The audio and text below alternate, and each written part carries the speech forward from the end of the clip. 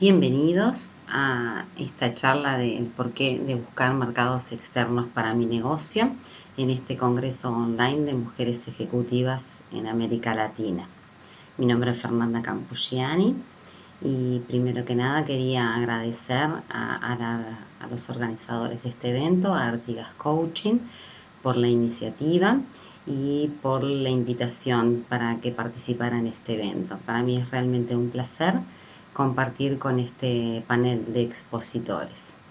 Un poco para contarles sobre mi formación profesional. Soy técnico en comercio exterior. Hace ya unos cuantos años que trabajo en el sector de promoción comercial de la Embajada de Brasil en Montevideo.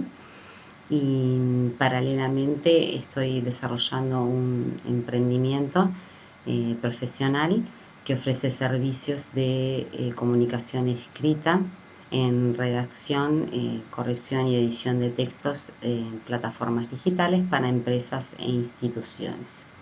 La idea de esta charla es dejarles un panorama, una reseña sobre la importancia y los procedimientos de exportación y las oportunidades que los emprendedores pueden encontrar en los mercados externos y más específicamente en el mercado de América Latina.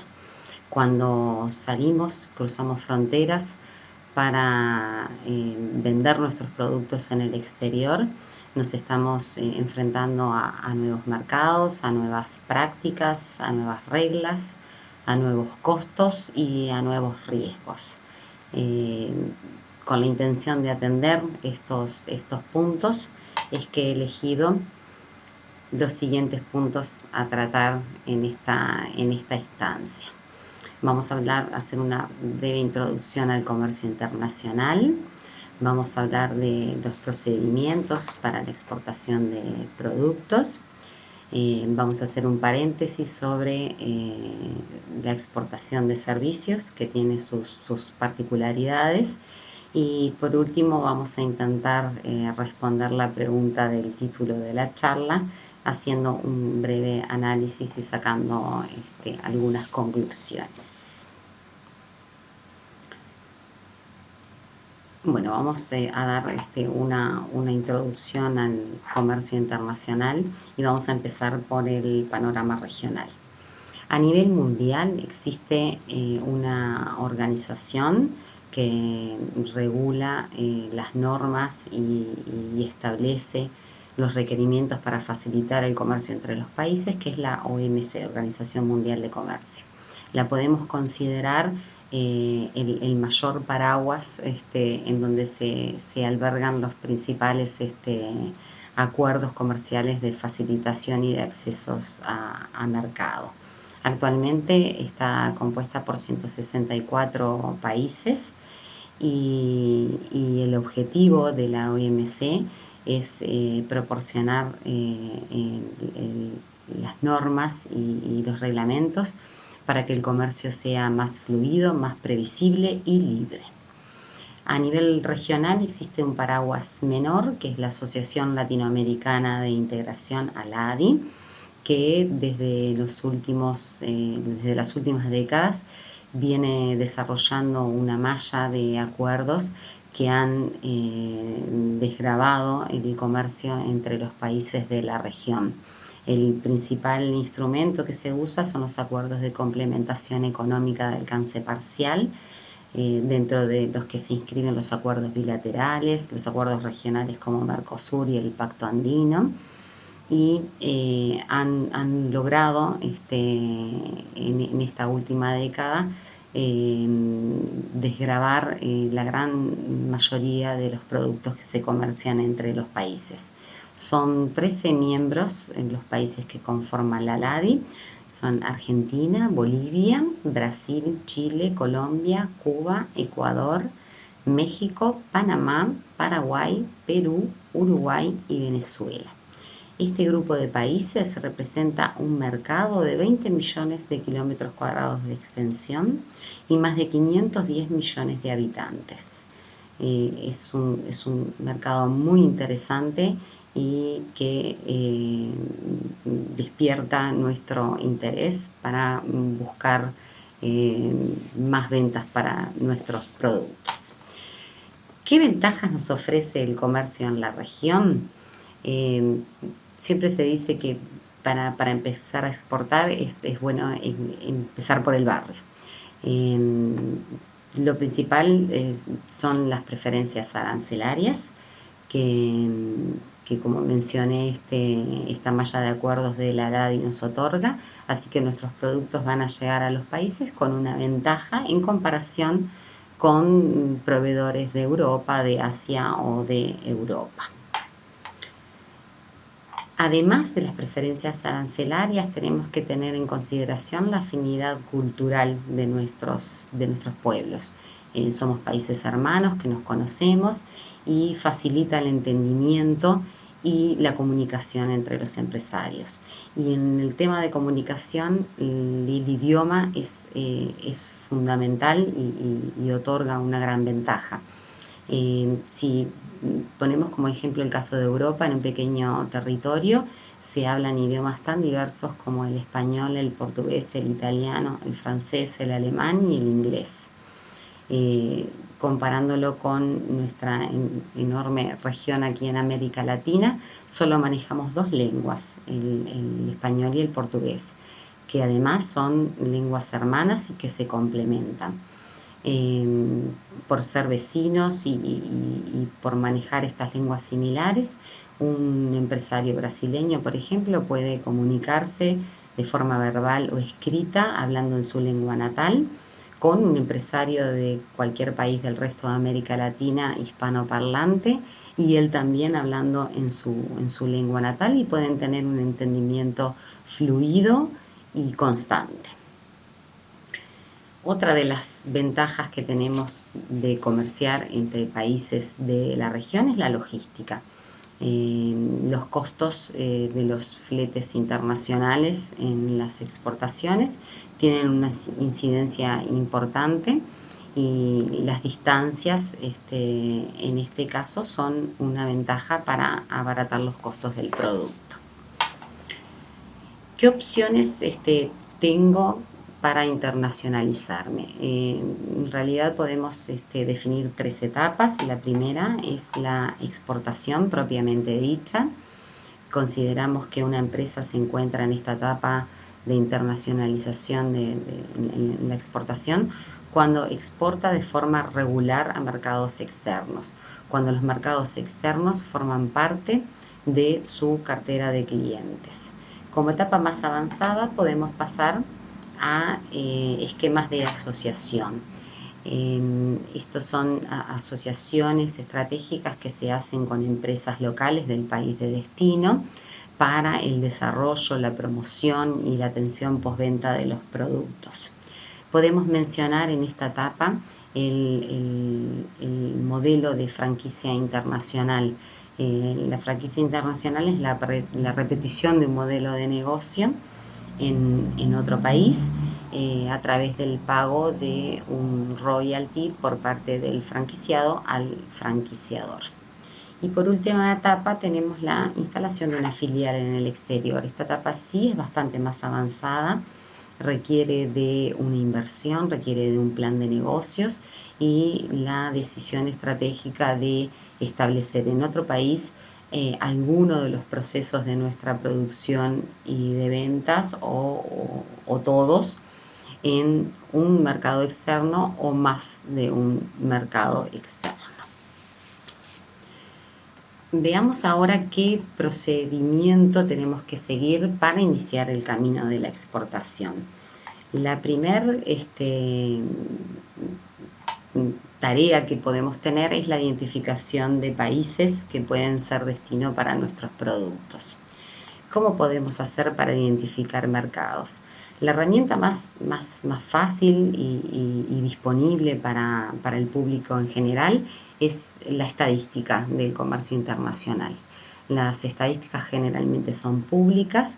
Por ejemplo, a nivel de nuestra región, la ALADI, la Secretaría de la ALADI, consolida y publica las estadísticas del comercio internacional entre los países, clasificadas por país, por producto, por origen y por destino. Las estadísticas se elaboran, es costumbre en el mercado internacional que se elaboren en base a el sistema armonizado de codificación de mercaderías. Este sistema armonizado de codificación de mercaderías se compone por números de 6 dígitos que hacen que un producto tenga el mismo código en Uruguay que en Estados Unidos, por ejemplo. Existen varias reglas para codificar los productos. Estos códigos, que se componen de más de 90 capítulos, comprenden todos los productos del universo de mercaderías, desde los productos primarios hasta los más elaborados y los que tienen mayor valor tecnológico agregado.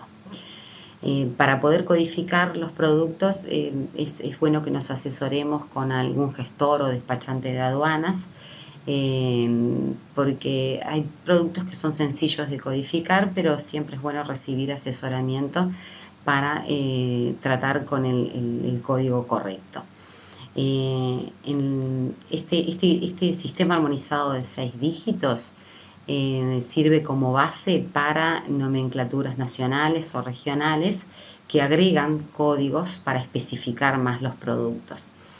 A título de ejemplo, dentro de la LADI existe el acuerdo Mercosur, que se basa en el sistema armonizado y sus mercaderías están codificadas a 8 dígitos. A su vez, Uruguay, que forma parte del Mercosur, agrega 2 dígitos más, así que la nomenclatura uruguaya utiliza la del sistema armonizado más la del Mercosur y 2 dígitos más que el propio país utiliza por necesidades propias.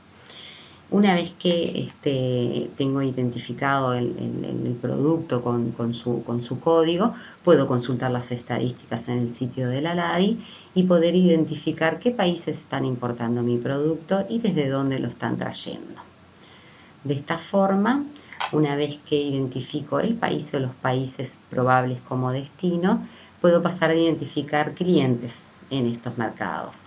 Y para identificar clientes también nos podemos basar en bases de datos estadísticas, y en este caso no siempre son públicas y tan accesibles. Hay una variedad de bases de datos online que con costo ofrecen este servicio y permiten identificar los nombres de los importadores de los productos de nuestro interés.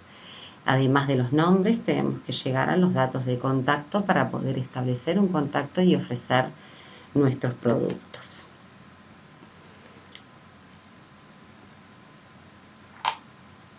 Cuando identificamos clientes y pretendemos establecer un contacto para ofrecerlo y para llegar a la instancia de cotizar, debemos tener en cuenta los costos de nacionalización que inciden en el producto, así como los requisitos, los fletes y los seguros.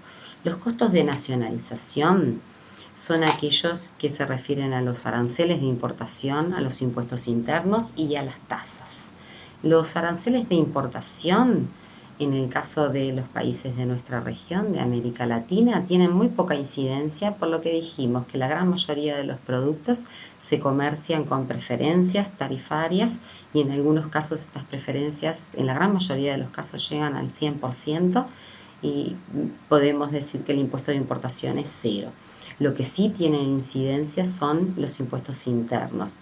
Son impuestos internos aquellos impuestos al valor agregado, impuestos a los productos industrializados, a la circulación de mercaderías, adelantos o anticipos por concepto de impuesto de renta.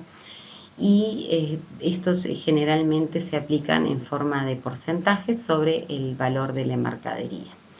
Además, tenemos que tener en consideración las tasas. Estas tasas, que también son porcentajes, son aplicadas por intervención de determinados organismos, como pueden ser las aduanas, tasas de servicios consulares o de certificación de documentos. Hay otro costo que es muy importante y generalmente es obligatorio, que es la intervención de la figura del despachante de aduana, que es el agente responsable por desaduanizar las mercaderías, y también tienen un costo fijo o un porcentaje sobre el valor de la operación. Siguiendo con estos posibles costos de nacionalización, puede existir, dependiendo de los productos, algunos requisitos no arancelarios. Y, por ejemplo, los productos alimenticios o los productos de origen animal y vegetal deben llevar determinadas certificaciones sanitarias internacionales, y para la emisión de estos certificados, tanto en origen como para las habilitaciones en destino, se debe cumplir con el pago de determinadas tasas. Pero estos requisitos no arancelarios no se aplican al universo de productos, solo para determinados productos que lo requieren. Por último, los fletes internacionales y los seguros, que se cotizan de acuerdo al tamaño de la carga y a la regularidad de la carga y a la modalidad de transporte, forman parte de los costos de nacionalización de un producto, y con este cálculo podemos tener una idea de, a partir de nuestro precio de cotización, cuál va a ser el precio final que va a tener el producto en destino. Continuando con los procedimientos, una vez que identificamos, tenemos contacto con nuestros posibles importadores, entramos en la etapa de negociar y presentar una cotización. Para presentar una cotización, la práctica internacional dice que debemos cotizar libre de impuestos y, en lo posible, en dólares americanos, que es la moneda que se usa para las transacciones internacionales. El hecho de cotizar libre de impuestos significa que no exportamos impuestos. Los productos son grabados una sola vez y se acostumbra a que sean grabados en destino. Entonces, si tuviéramos que presentar una cotización, y acá vamos a poner un ejemplo de una venta de prendas de vestir desde Uruguay hacia Chile, podríamos presentarla, por ejemplo, en este formato: 750 buzos de tejidos de punto para dama a $15.000 FOB Montevideo. Este FOB es lo que se conoce como Incoterm, que es el término del comercio. Significa que yo vendo estos 750 buzos con la descripción que corresponde a un precio de $15.000 y los entrego libres a la empresa de transporte en la ciudad de mi fábrica en Montevideo. Y mi responsabilidad llega hasta este punto y le corresponde al importador contratar y hacerse responsable por el pago del flete y del seguro hasta Santiago, que sería el destino de la exportación. Veamos ahora el mismo ejemplo, pero con una diferencia: 750 buzos de tejidos de punto para dama a un valor de $16.200 CIF Santiago. Esta sigla CIF significa costo, seguro y flete. Por lo tanto, en este caso estoy cotizando los 750 buzos según la descripción al precio de $16.200 e incluyen el seguro y el flete hasta la ciudad de Santiago. Significa que mi responsabilidad va hasta la entrega a su destinatario en la ciudad a donde se exporta el producto. Voy a aclarar que los valores que usé no tienen ninguna relación probablemente con la realidad, simplemente los elegí así al azar. Probablemente no se relacionen con los precios internacionales que se acostumbran a utilizar. Si la cotización es aceptada, estoy en condiciones de elaborar una factura pro forma. La factura pro forma es de alguna forma un tipo de contrato internacional donde se establecen todas las condiciones de venta. En la factura pro forma, además de la cotización, aparecen los nombres de la empresa exportadora, de la empresa importadora. Debemos declarar el código arancelario bajo el sistema armonizado que corresponde para el producto. Debemos establecer a qué acuerdo nos vamos a amparar para conocer qué certificado de origen se va a utilizar. Debemos establecer el plazo para la entrega de la mercadería y la forma de pago.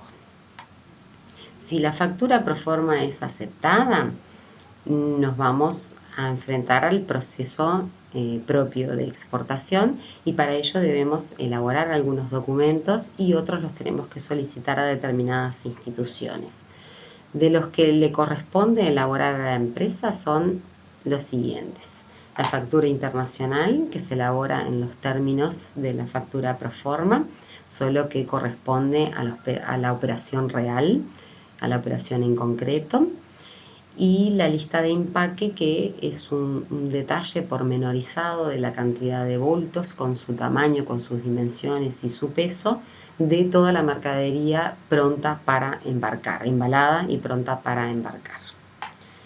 Siguiendo con los documentos, la empresa de transporte debe elaborar el conocimiento de embarque. Es un documento muy importante porque es el momento en el que el transportista internacional asume la responsabilidad de la mercadería y de alguna forma este conocimiento de embarque, con su fecha y con todos los datos, determina que se está concretando el embarque de la exportación. El certificado de origen es un documento que es emitido por instituciones habilitadas para este fin. Y vamos a poner un ejemplo: si se tratara de una exportación de productos desde Brasil a Argentina, se va a amparar al acuerdo Mercosur y el certificado que se usa es el certificado de origen Mercosur. En Brasil, por ejemplo, las federaciones de industria estaduales están habilitadas para emitir este tipo de certificados, y la emisión de este documento acredita el origen de las mercaderías y permite que el producto ingrese a Argentina libre de impuesto de importación. Podemos requerir de otros certificados que según el producto, como habíamos hablado antes, requieran de la elaboración de un certificado sanitario internacional, de un examen de laboratorio o de determinado informe técnico sobre la composición del producto, según los requerimientos de destino y según las normas internacionales. Las formas de pago es un tema muy importante que lo mencionamos desde lo que es la negociación de la factura pro forma, y es muy importante porque esto puede garantizar el éxito de la operación o nos puede llevar al fracaso. Un incumplimiento en el pago de la operación genera muchos perjuicios para el exportador. A nivel internacional existen varias herramientas de pago, generalmente con la intervención de instituciones bancarias, y si bien hay muchas, nos vamos a concentrar en dos para tener un panorama sencillo sobre las opciones de formas de pago. La cobranza sería una de ellas. Es un medio de pago que se inicia, digamos, con la voluntad del exportador. El exportador se presenta ante una institución bancaria en su país con los documentos de la operación de exportación y le solicita que se encargue de requerir el pago al importador contra la entrega de los documentos. El importador de alguna forma se va a ver obligado a cumplir con el requerimiento del pago porque va a necesitar de estos documentos internacionales para poder despachar su mercadería. Entonces, de alguna forma se vincula la obligación con la entrega de la mercadería. La carta de crédito es un documento que ofrece más garantías, que por supuesto tiene más costos, y a diferencia de la cobranza es iniciada, es abierta por iniciativa del importador. El importador solicita a su banco en plaza que ordena el pago de una operación desde que se cumplan determinadas condiciones, y las condiciones están vinculadas a la elaboración y entrega de los documentos que certifican que la exportación ha sido cumplida. A pesar de tratar en todo el procedimiento de minimizar los riesgos, siempre nos podemos ver envueltos en una situación de incumplimiento o o de falta de pago. El incumplimiento en realidad se da para ambas partes. El exportador debe cumplir con la entrega y con los plazos, y el importador debe pagar como fue acordado. Si existiera algún conflicto, la solución se debe llevar al ámbito del derecho privado internacional. Y para llegar a estas instancias precisamos de asesoramiento profesional, y este asesoramiento es costoso. También existen algunos métodos de arbitraje internacional que los países ofrecen según los organismos a los que forman parte, que sirven para este tipo de solución de conflictos y cuando se encuentran discrepancias con las normas internacionales de comercio. Hasta ahora hablamos de productos tangibles y vamos a hacer como un paréntesis para hablar sobre la exportación de servicios. La exportación de servicios es muy importante porque los servicios también se exportan, y si bien tienen algunas características similares a la exportación de productos, algunas diferencias le dan ciertas particularidades. Cuando hablamos de servicios profesionales, servicios de asesoramiento, servicios de ingeniería y construcción, servicios de turismo, servicios de tecnologías de la información, de telecomunicaciones y toda la gama de servicios que se pueden ofrecer en mercado doméstico se pueden ofrecer en el mercado exterior. Las características que lo asocian a los productos es que el servicio es prestado por una empresa de forma internacional, existe un pago internacional por esta ejecución, y la venta internacional del servicio genera tributación. Al tratarse de un producto intangible, existen aquí algunas particularidades. La primera es que, bueno, el servicio, a diferencia de los productos, se puede ofrecer en origen o se puede ofrecer en destino. Por ejemplo, si prestamos un asesoramiento vía internet, el servicio en realidad se está ofreciendo desde origen, y los impuestos y la legalidad de la aplicación de las sanciones van a depender en dónde se esté ofreciendo. Si hablamos de un servicio profesional, de un ingeniero que va a asesorar en el montaje de una planta industrial, por ejemplo, este profesional se traslada hasta el mercado de destino y ofrece y ejecuta el servicio en el destino. Entonces, de esta manera, los tributos que se van a aplicar van a ser del país de destino. Cuando hablamos de servicios, no podemos hablar de factura pro forma, no podemos hablar de cotizar CIF o FOB, no podemos hablar de utilizar cobranza o carta de crédito. Entonces debemos buscar la redacción de un acuerdo que deje en claro quién presta el servicio, qué tipo de servicio, en qué condiciones, quiénes se harán cargo de las cargas tributarias, cuál será la forma de pago. Y aquí el detalle es, si no conocemos a nuestro cliente, es bueno que para establecer la forma de pago primero hagamos una investigación sobre su solvencia económica, sobre sus antecedentes crediticios, para establecer algún pago por adelantado y no correr el riesgo de prestar el servicio y no recibir el pago correspondiente. Los servicios, si bien tienen una reglamentación un poco más difusa que el comercio de los productos tangibles, no por ello son menos importantes.